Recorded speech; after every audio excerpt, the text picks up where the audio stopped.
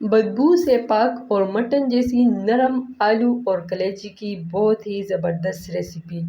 कलेजी पकाते हुए अक्सर लोग 3 तरह की गलतियाँ कर जाते हैं। या तो उनकी कलेजी से बदबू ख़त्म नहीं होती या बहुत सख्त हो जाती है।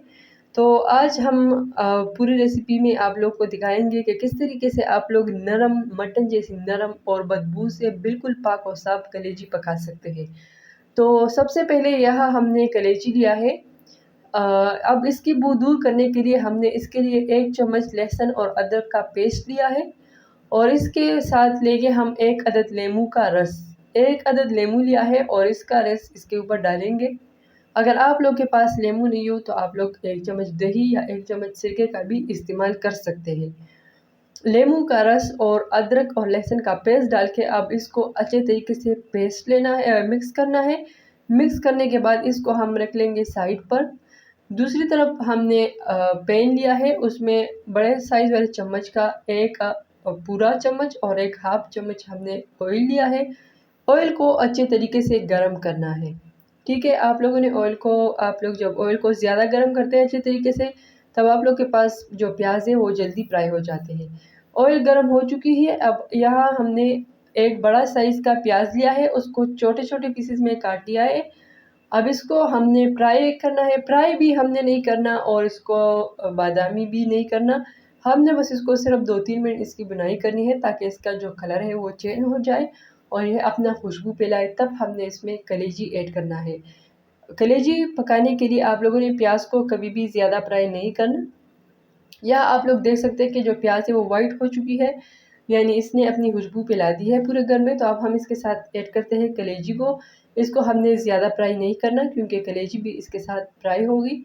तो अब यहाँ डालते हैं वही कलेजी जिसको हमने दही नींबू और अदरक लहसुन पेस्ट के साथ मिक्स करके रखा था। अब इसको डाल के इसको अच्छे तरीके से मिक्स करते हैं।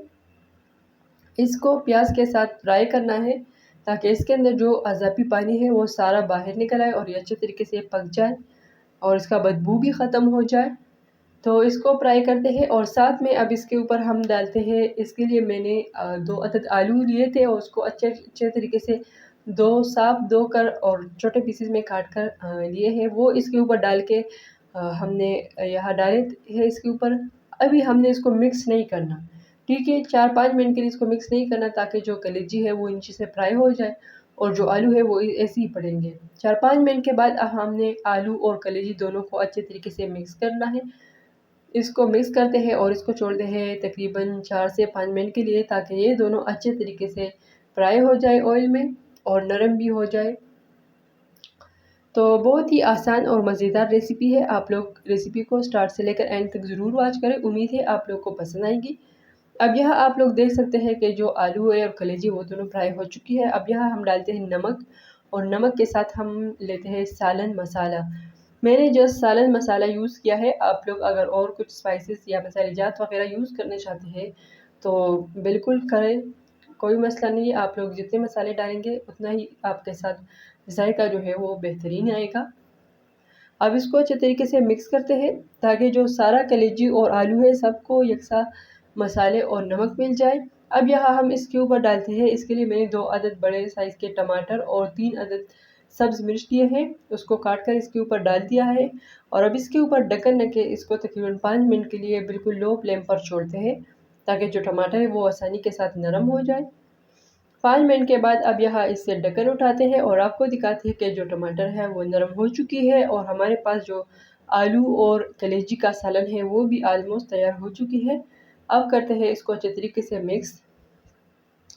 तो उम्मीद है कि आप लोग को भी आज की रेसिपी पसंद आई होगी। बहुत ही आसान और मज़ेदार रेसिपी है। अगर आप लोग को हमारी ये रेसिपी पसंद आती है तो वीडियो को लाइक ज़रूर दें और छोटा-सा कमेंट करके हमें भी बताइए कि आप लोगों को हमारी आज की रेसिपी पसंद आई है कि नहीं। इसके अलावा अगर आप लोगों ने अभी तक सपना देसी रसोई को सब्सक्राइब नहीं किया है तो सबसे पहले फटाफट हमारे चैनल सपना देसी रसोई को सब्सक्राइब करें और साथ में लगे बेल आइकन को भी प्रेस करें ताकि हमारी हर नए आने वाली वीडियो सबसे पहले आप लोगों तक पहुँचे।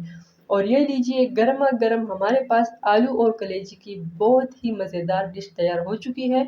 जो नज़र से भी बहुत अच्छा लग रहा है और जायके में भी बिल्कुल लाजवाब था। आप लोग भी कभी कलेजी के साथ आलू ट्राई करें। उम्मीद है कि आप लोग को ज़रूर पसंद आएंगी। बहुत ही यूनिक तरीका है।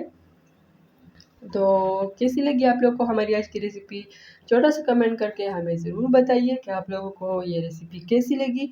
अगर रेसिपी पसंद आई हो तो एक बार ज़रूर ट्राई करें और ट्राई करने के बाद हमें कमेंट भी करें कि आप लोगों की ये तरीका कैसा रहा।